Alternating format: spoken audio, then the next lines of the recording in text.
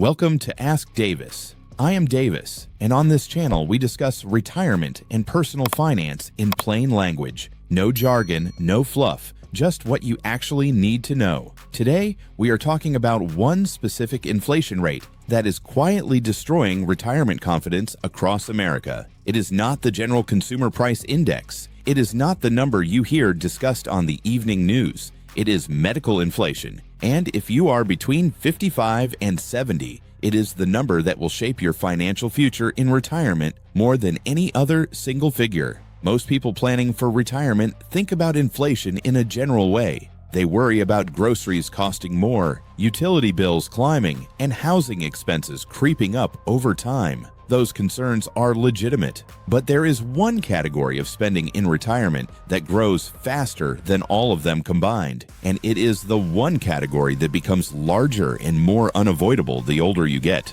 Healthcare spending does not slow down in retirement. It accelerates, and unlike a grocery bill or a gas bill, you cannot choose to cut it when money gets tight. When your body needs medical attention, that expense is not optional. Medical inflation, the annual rate at which healthcare costs increase, has historically run between 5 and 6% per year. The General Consumer Price Index, by comparison, averages closer to 2.5% to 3% over the long run. That gap of 2 to 3 percentage points sounds modest. Over a 20-year or 25-year retirement, it is not modest at all. It compounds year after year against a fixed or slowly growing income, and it explains more than any other single factor why survey after survey in recent years shows Americans expressing declining confidence that their savings will last through retirement. Here is a concrete example of what that rate means in real dollars.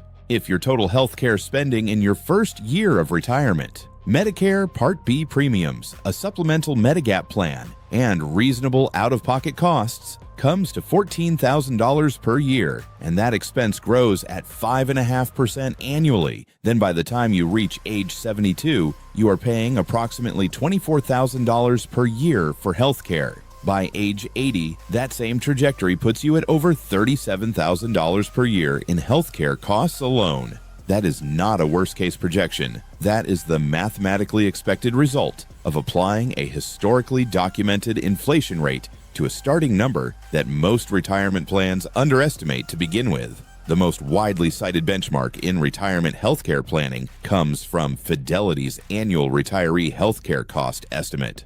Their most recent figures indicate that a 65-year-old couple retiring today should expect to spend approximately $315,000 on health care throughout their retirement.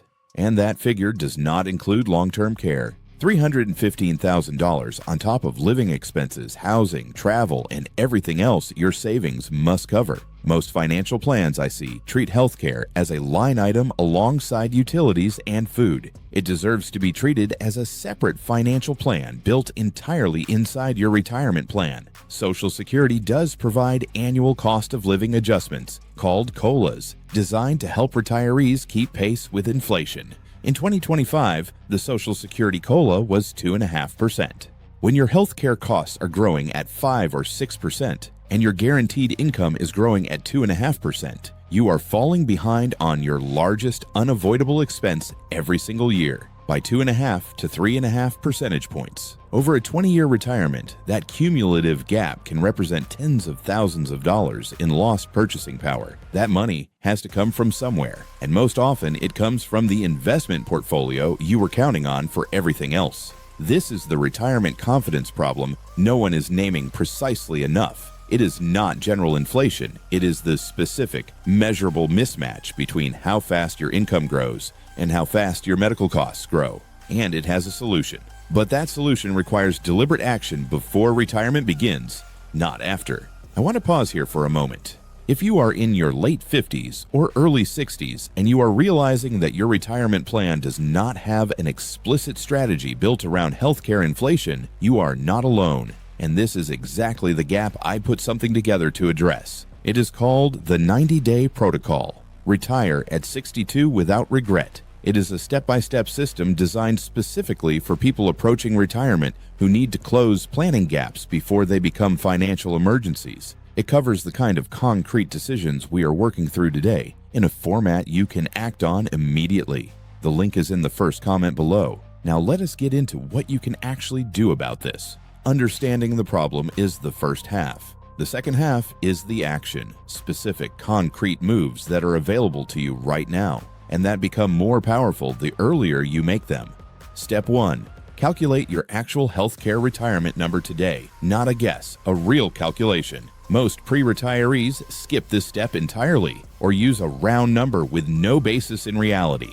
Do not do that. Go to Medicare.gov and look up the current premiums for Medicare Part B, Part D, and a Medigap supplemental policy for your zip code and your age.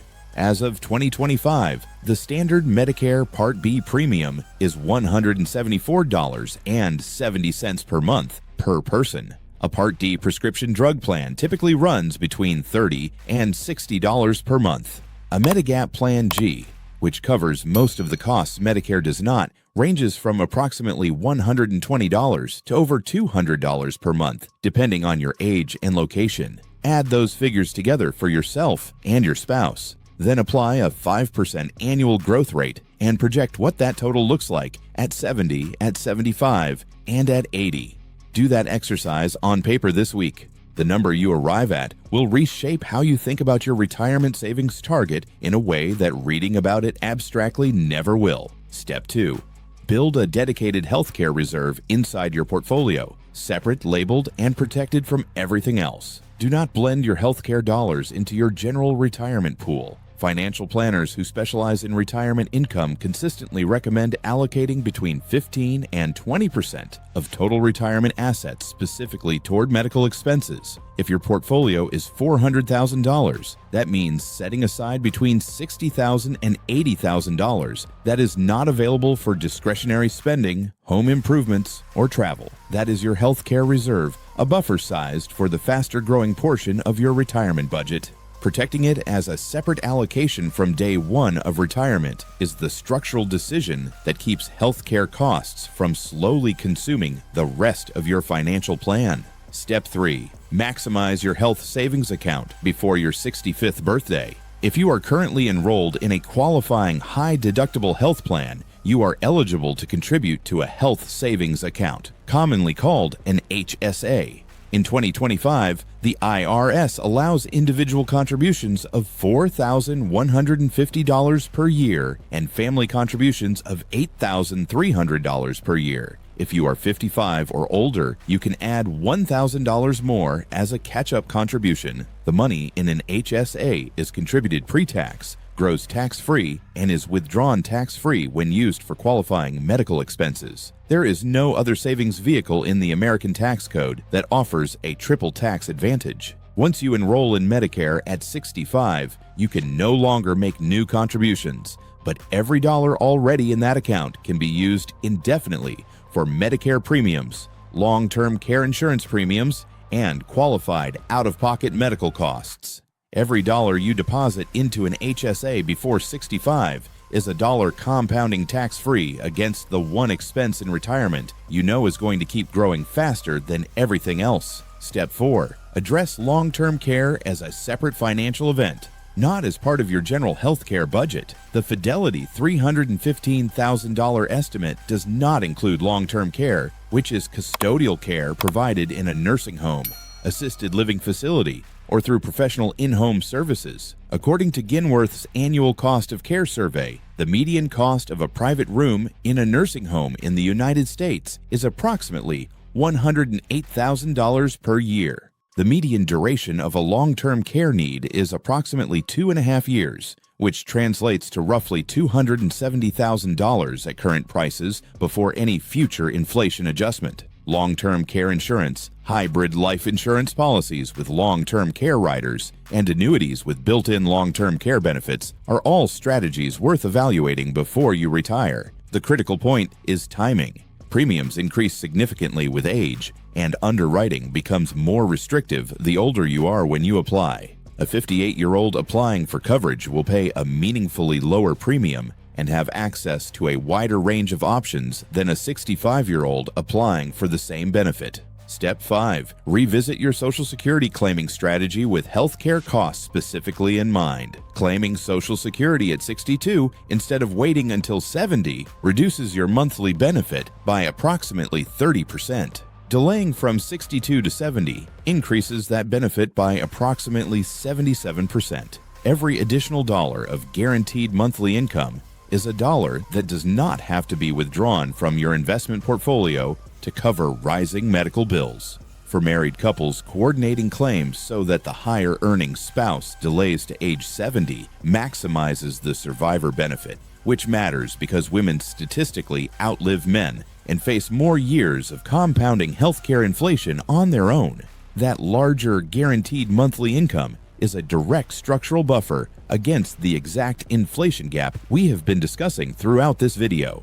It is not a small difference. Across 20 years of retirement, it can represent hundreds of thousands of dollars in additional security. Here is the bottom line. The retirement confidence crisis in America is not simply about people having too little saved. It is about a structural mismatch between the rate at which most retirement income grows and the rate at which the largest unavoidable retirement expense grows. Medical inflation has historically run at 5 to 6% annually, roughly double general consumer price inflation. Social Security cost of living adjustments rarely close that gap, and most retirement projections use a single blended inflation assumption that dramatically underestimates what healthcare will actually cost by age 75 or 80. The fix is not complicated, but it requires deliberate, specific action taken before retirement begins. A real healthcare budget, a dedicated reserve, a maximized health savings account, a long-term care strategy, and a Social Security claiming decision made with the full picture in front of you. The people who do this work in their late 50s arrive at retirement in a fundamentally different financial position than those who assume their general savings will absorb everything. I would like to hear from you. Leave a comment below. Do you already have a dedicated healthcare budget built into your retirement plan, or is that a gap you have not yet addressed? Your answer might help someone else reading the comments who is in exactly the same situation. If this was useful, please subscribe and leave a like. It helps the channel, and it means more content like this one. This is Davis. I will see you in the next one.